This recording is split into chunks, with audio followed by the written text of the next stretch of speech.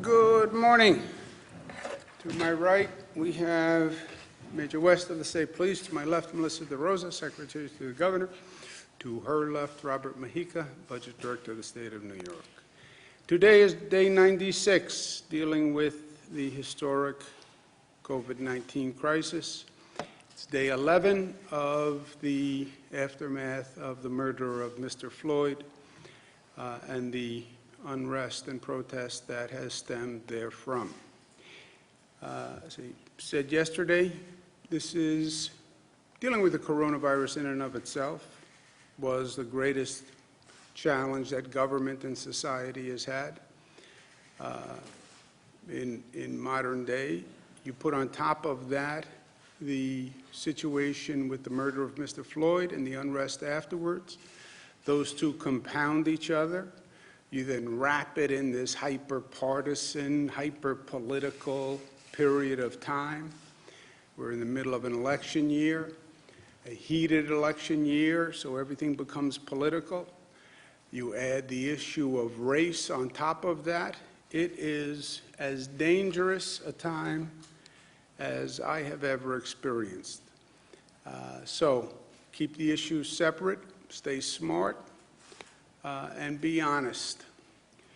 With the issue of the protesters, I share the outrage over not just Mr. Floyd's murder, but what it represents, one in a long string of criminal injustices. It is a metaphor for the systemic racism and injustice that we have seen. And I stand with the protesters in the point that we need meaningful reform. I also believe that change, although often necessary, is very hard to effectuate in society. We all say change, change, change, but the truth is the status quo has tremendous energy, and it's very hard to change the status quo.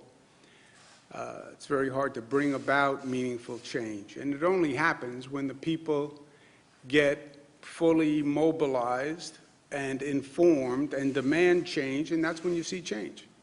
That was the labor rights reforms after the Triangle Shirtwaist Factory fire. That was the environmental movement after the Storm King situation. That was the rebirth of the economy after the Great Depression. I believe this is a moment for national change and national reform. And I think it can be a positive moment for this country, but it has to be done intelligently. When you look at the two main crises that we're dealing with, the Mr. Floyd murder aftermath and COVID-19, on the protests post Mr. Floyd's murder, we had additional protests all across the state last night. We had them in basically all of the cities. Largest activity, Buffalo, Rochester, Syracuse, Albany, New York City.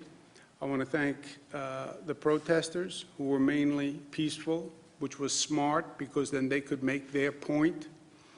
You know, there are a lot of political forces that want to say, well, these protesters are just rabble-rousers. They're just criminals. They're not. They're young people. They're racially diverse. They're white people. They're African-American people, they're Latinos, they're just the young people who represent a cross-section of America who want change.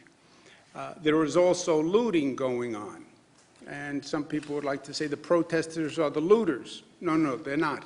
They're very, very different. You have to keep them separate. So I want to thank the protesters who protested peacefully to make their point and defy or frustrate the political forces that would like to say these protests are all criminals. No. They're people who want change and reform, and they're right. And we have to keep the two separate, and the protesters have to help us keep the two separate, and they did.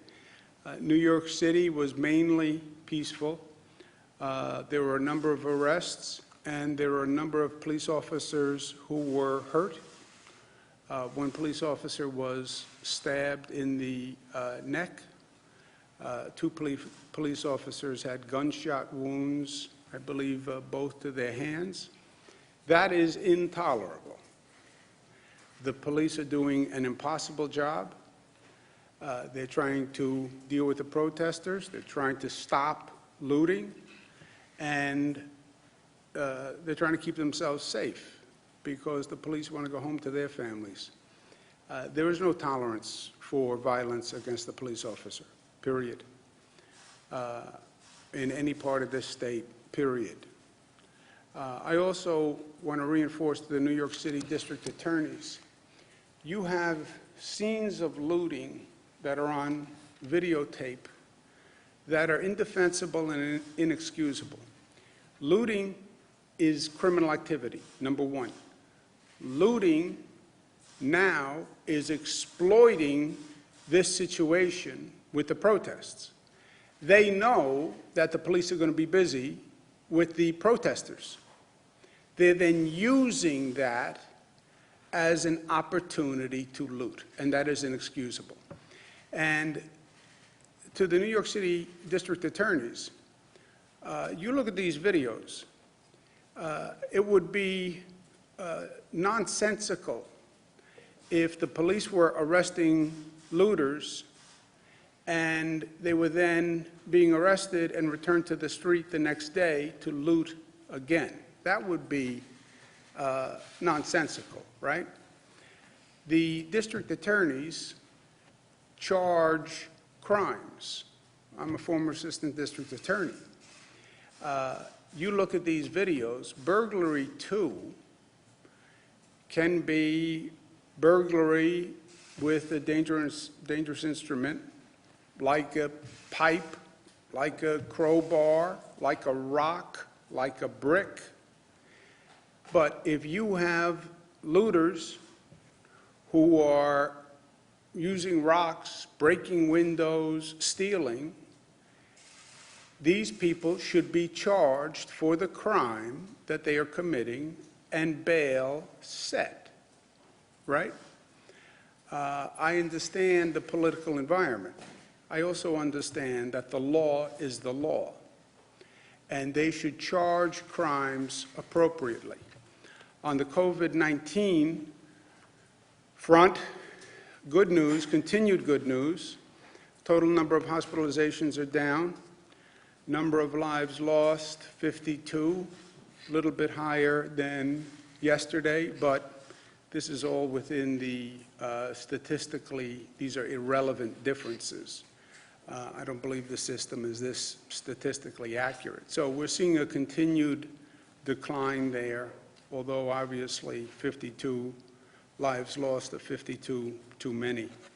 But we see that overall movement is still in a positive direction. Few more facts so people understand exactly where we are and how far we've come. The testing is the most immediate data on where you are. Testing is, you test people yesterday and you know how many people tested positive yesterday, okay? We do about 50,000 tests per day. Is that a lot or a little? It's more than any state per capita. It's more than any country per capita. And one day we'll talk about how New York was able to ramp up their testing to be the testing capital of the world. But 50,000 tests per day. That is an immediate snapshot of where you are. 50,000 tests yesterday. Long Island, 2% test positive. New York City, 2% test positive. Western New York, 2% test positive. Capital Region, 1% test positive, okay? Which is remarkable in many ways. It's remarkable in comparison to the other. If you remember, New York City was much higher than upstate New York. And now you see Long Island, New York City, Western New York, all about the same. Capital District a little lower, but again, these numbers, when you get that close, I wouldn't rely on them. But look at how far we've come. Long Island was 2% yesterday. 2 weeks ago, it was 4%, double that. I'm sorry, 2 weeks ago it was 4%, double that. 4 weeks ago, 1 month, it was 11%. 6 weeks ago, it was 20%. We went from 20% to 2% in 6 weeks. Well, what difference does this socially distance make, masks make? I think it's all a bunch of malarkey. Oh, really? Then you tell me how those numbers dropped like that. Everything we have done is smart and is working. And it's in the numbers. It's not my opinion, it's not my theory, it's not because I'm from New York, it's not because I'm a Democrat. It's in the numbers. New York City was 26% 6 weeks ago, 2% today. Western New York, 15% down to 2%. Capital District, 12% 6 weeks ago. 6 weeks ago was like yesterday. So we're making great progress. But as fast as these numbers came down is as fast as these numbers can go up. As fast as these numbers come down is as fast as those numbers go up. I was speaking to somebody this morning who used a bizarre metaphor. I lost 5 pounds over the past 10 days. Yay! Okay. You lose discipline and you go back to your old eating habits and non-exercise habit, you'll put those 5 pounds right back on over the next 10 days. It came off, it'll go right back on. It is a tortured analogy for this situation. This is all a function of our behavior, nothing more, nothing less. On the reopening, reopen with caution. Why? Because we've seen too many examples of reopening where they didn't do it right and it boomeranged, period. You look at the states that opened fast, without metrics, without guardrails, it's a boomerang. And it's not just 1 or 2 states as an example. North Carolina, look at these numbers of these other states. Look at when they opened and look at the line after they reopened. North Carolina, South Carolina, Texas, Arizona. Look at those numbers. This happens in New York. With our density, we go right back to where we were. And it's not the exception. It's almost the rule. California, you look at them reopening, and then look at the curve after the reopening. California, Florida, Mississippi, Missouri, Alabama, Arkansas, Tennessee, Utah. What am I worried about? I'm worried about that. Why? Because it happens quite often. As a matter of fact, it probably happens more times than not. And if we're not smart, that's what's going to happen here. Sweden had a different policy. Sweden didn't do the full close down. They did a limited close down. And everybody said, oh, well, why don't we do what Sweden did? I said, well, we're not Sweden. And who knows that what Sweden is doing is actually right? The lead person for Sweden, who came up with the plan, we don't have to close down, now says, oops, maybe we should have closed down. More people died than had to die. Even the countries that did it right and then reopen see this second wave, this second spike, where the numbers go up again. So, I'm not a nervous Nelly. I just read the numbers. With the protesters, they could actually compound the situation. Why? You have 30,000 people who've been protesting statewide. You look at the video as well as I look at the video. Many of them wear masks, thank God. But there's no social distancing. You look at the encounters with the police are right in their face, they're right in the face of the police. 20,000 protesters in New York City, 1,000 protesters on Long Island. These are big numbers. And yes, they're young people and they're superheroes and nothing can affect me. we're going to open the testing facilities for all people who are at a protest.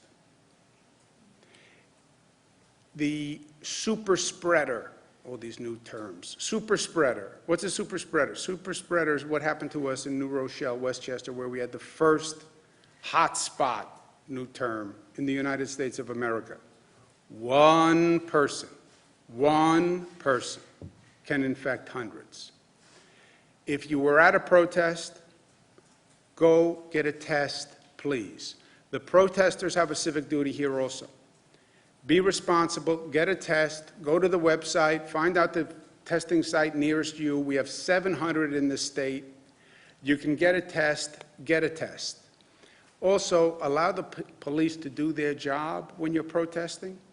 The reason the peaceful protest is so important, not just so you don't get categorized, stereotyped as criminals, but so the police can actually focus on their job, which is stopping the looting. Wear a mask and tell people that you may have been exposed to COVID. If you were at one of those protests, I would, out of an abundance of caution, assume that you are infected. And tell people, when you go home, tell your parents, tell your sister, tell your brother, who may not be 25 years old and consider them a superhero, consider themselves a superhero. Tell people, I may have been exposed, and act like you may have been exposed. Because, by the way, you may have been exposed. And you're not worried about yourself? That's a different conversation. Worry about your 55-year-old grandfather, or your 62-year-old grandmother, or your 60-year-old parent, or uncle, or aunt. They can die from this virus. And by the way, you could too, but that's a separate conversation. Also, there's a lag in the numbers, remember. Somebody goes to a protest last night to get infected. You don't find out today, you don't find out tomorrow, you don't find out the next day. It can be 4 or 5 days until any symptoms show. Symptoms may never show, right? Asymptomatic transfer. And if you're really seriously ill, they may be in a hospital in 8 to 12 days. 8 to 12 days is a long time when we're measuring day to day to decide what to do. You saw the difference in the numbers. 2 weeks is a lifetime in the numbers. So if you had a viral spread through these protests, we're not going to see it in the numbers for a while. And in the meantime, we're making all these decisions on reopening. So it's important that people act responsibly for themselves. You went to a protest, get a test, tell people, act as if you may have been exposed. New York City enters phase 1 Monday with all of this going on. New York City had the highest number of protesters. We have to be smart. The protesters themselves could wind up causing a spike. So we have to be smart. The businesses that were looted, and look, the other reason why I'm saying to the district attorneys, they should take these looters and punish them for what they did. Many of the businesses they looted were mom and pop businesses in distressed communities that were struggling in the first place. In New York City, Rochester, many of these businesses were essential businesses for the poorest communities in those locales. And they looted mom and pop stores that don't have the resources to rebuild and reopen. So we're going to do everything that we can do to help them. Department of Financial Services, DFS, regulates the insurance industry. They're going to direct insurers to expedite all claims for all looted businesses, free mediation services to accept photos as proof. If a looted business has trouble with their insurance company, go to the Department of Financial Services, the website, and they will provide relief. Because the numbers today are good, we're going to act on the data that we have. We're going to go to outdoor dining as part of phase 2. and that affects all the communities that are already in Phase 2, and there are a number that are about to enter Phase 2. Westchester, Rockland, Hudson Valley go next Tuesday. Long Island goes next Wednesday. Remember what outdoor dining is. It is outdoors. That's why it's called outdoor dining. I know you have a lot of restaurants that want to open. This doesn't say restaurants open. The enclosed spaces are an issue. Outdoor dining, there's no roof. There could be a canopy, but it is outdoor space. It's open air space. The wind is blowing. There's ventilation. It's open air space.